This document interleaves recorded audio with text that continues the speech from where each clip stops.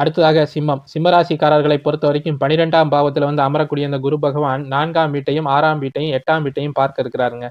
4ஆம் வீடு தாயார், வண்டி, வாகனத்தை குறிக்கக்கூடிய ஒரு ஸ்தானம். அதனால தாயார் விஷயங்கள நற்பலங்கள் நடக்கக்கூடிய, தாயார் வழியில சொத்துக்கள், செல்வங்கள் ஆகியவை சேரக்கூடிய, கல்வி, வேலை, படிப்பு இது மாதிரி விஷயங்கள நல்ல முன்னேற்றம் பெறக்கூடிய, வண்டி வாகனம் அமையக்கூடிய, சொந்த வீடு எதிர்பார்த்துட்டு இருந்தவர்களுக்கு இந்த காலகட்டத்தில் சொந்த வீடு அமையக்கூடிய ஒரு நல்ல காலகட்டமாகவே இந்த குரு பயிற்சி சிம்மராசிக்காரர்களுக்கு இருக்கும். அஷ்டம சனியின் காரணமாக கஷ்டங்களை அனுபவித்துக் கொண்டிருக்கக்கூடிய இந்த சிம்மராசிக்காரர்களுக்கு இந்த ஒரு காலகட்டத்தில் வெளியூர், வெளிமாநிலம் செல்வது, வேலை சம்பந்தமான விஷயங்கள்ல இருக்க பிரச்சனைகள் அனைத்தும் இந்த குரு பயிற்சியினால நிவர்த்தியாக இருக்குங்க.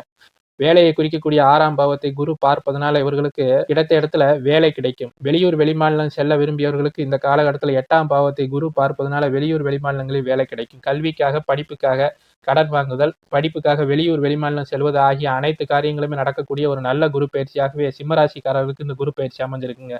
6ஆம் பாவகம் 8ஆம் பாவத்தை குரு பகவான் பார்ப்பதனால இத்தனை நாட்களாக நோய் தொந்தரவுகளால் அவதிப்பட்டு கொண்டிருந்த சிம்மராசிக்காரர்களுக்கு அந்த நோய்கள் அனைத்துமே குணமாகி நல்ல ஒரு ஆரோக்கியம் கிடைக்கக்கூடிய ஒரு காலகட்டமாக இருக்கும்.